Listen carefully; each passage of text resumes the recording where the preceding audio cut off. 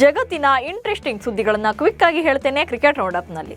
ನಾನು ಶಾಂತಾ. ನೀವು ಸುದ್ದಿಯನ್ನದ ಸಬ್ಸ್ಕ್ರೈಬರ್ ಆಗೋದಕ್ಕೆ ಮರಿಬೇಡಿ. ಚಾಂಪಿಯನ್ಸ್ ಟ್ರೋಫಿ ಆರಂಭಕ್ಕೂ ಮುನ್ನವೇ ಪಾಕಿಸ್ತಾನ ಬೇಕಂತಾನೆ ಭಾರತದ ಕ್ರಿಕೆಟ್ ಫ್ಯಾನ್ಸ್ ಕೆರಳುವಂತೆ ಮಾಡ್ತಾ ಇದೆ.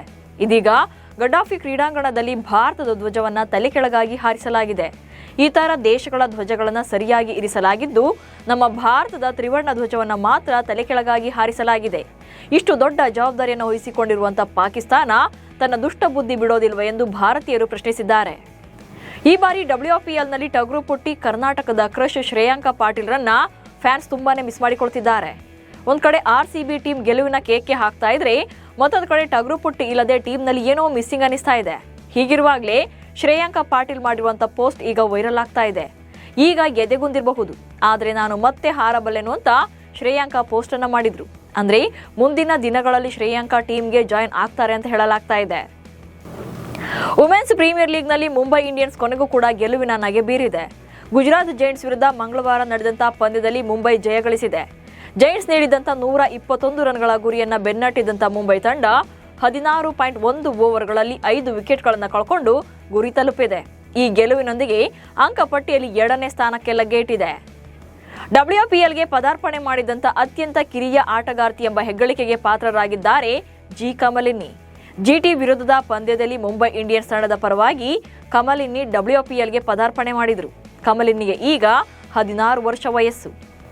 ರಣಜಿ ಟೂರ್ನಿಯ ಸೆಮಿಫೈನಲ್ನಲ್ಲಿ ಹಾಲಿ ಚಾಂಪಿಯನ್ ಮುಂಬೈ ತಂಡ ವಿದರ್ಭ ವಿರುದ್ಧ ಪರದಾಡ್ತಾ ಇದೆ. ವಿದರ್ಭ ಟೀಮ್ ನೀಡಿದಂತ 383 ರನ್ಗಳ ಟಾರ್ಗೆಟ್ ಅನ್ನ ನೀಡಿತ್ತು. ಇದೀಗ ಮುಂಬೈ ಕೇವಲ 270 ರನ್ಗಳಿಗೆ ಆಲ್ಔಟ್ ಆಗಿದೆ. ಸ್ಟಾರ್ ಆಟಗಾರರಾದಂಥ ಅಜಿಂಕ್ಯ ರಹಾನೆ 18 ರನ್, ಸೂರ್ಯಕುಮಾರ್ ಯಾದವ್ 0, ಶಿವಮ್ ದುಬೆ 0 ರನ್ ಗಳಿಸಿ ಮುಂಬೈ ತಂಡವನ್ನ ಸಂಕಷ್ಟಕ್ಕೆ ಸಿಲುಕಿಸಿದ್ದಾರೆ. ಇವತ್ತು ವಿದರ್ಭ ತಂಡ ಬ್ಯಾಟಿಂಗ್ ಮುಂದುವರಿಸಿದ್ದು ಗೆಲುವಿನ ಸನಿಹದಲ್ಲಿದೆ. CCLನ ಸೆಮಿಫೈನಲ್ ಮತ್ತು ಫೈನಲ್ ಪಂದ್ಯಗಳು ಮೈಸೂರಿನಲ್ಲಿ ನಡೆಯಲಿವೆ. ಕರ್ನಾಟಕ ಬುಲ್ಡೋಸರ್ಸ್ ನಾಯಕ ಕಿಚ್ಚ ಸುದೀಪ್ ಅವರ ಒತ್ತಾಯದ ಮೇರೆಗೆ ಈ ನಿರ್ಧಾರವನ್ನು ಕೈಗೊಳ್ಳಲಾಗಿದೆ. ಮೈಸೂರಿನಲ್ಲಿ CCL ಪಂದ್ಯಗಳು ನಡೀತಾ ಇರೋದು ಇದೇ ಮೊದಲು. ಕಿಚ್ಚ ಸುದೀಪ್ ತಮ್ಮ ಎಕ್ಸ್ ಖಾತೆಯಲ್ಲಿ ಈ ಮಾಹಿತಿಯನ್ನು ಹಂಚಿಕೊಂಡಿದ್ದು, ಈ ನಾಕೌಟ್ ಸುತ್ತಿನ ಪಂದ್ಯಗಳು ಮಾರ್ಚ್ 1 ಮತ್ತು 2ರಂದು ನಡೆಯಲಿವೆ. IPL ವೇಳಾಪಟ್ಟಿ ಪ್ರಕಟವಾದ ಬೆನ್ನಲ್ಲೇ ಹಾಲಿ ಚಾಂಪಿಯನ್ ಕೋಲ್ಕತಾ ನೈಟ್ ರೈಡರ್ಸ್ ತಂಡ RCBಯ ಕಾಲೆಳೆದಿದೆ.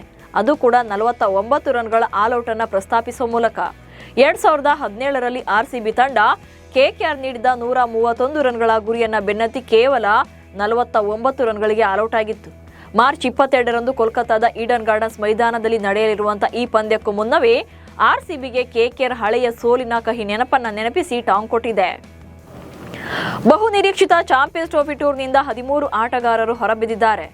ಗಾಯಗೊಂಡು ಹಾಗೂ ಇನ್ನಿತರೆ ಕಾರಣಗಳಿಂದ ಈ ಬಾರಿಯ ಚಾಂಪಿಯನ್ಸ್ ಟ್ರೋಫಿಯಿಂದ ಹಿಂದೆ ಸರಿದಿದ್ದಾರೆ.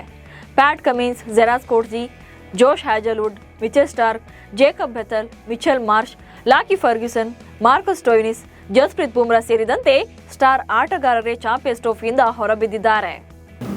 ICC ಚಾಂಪಿಯನ್ಸ್ ಟ್ರೋಫಿಯಲ್ಲಿ ಫೆಬ್ರವರಿ 20ರಂದು ಬಾಂಗ್ಲಾದೇಶ ವಿರುದ್ಧ ತನ್ನ ಮೊದಲ ಪಂದ್ಯವನ್ನು ಭಾರತ ಆಡಲಿದೆ.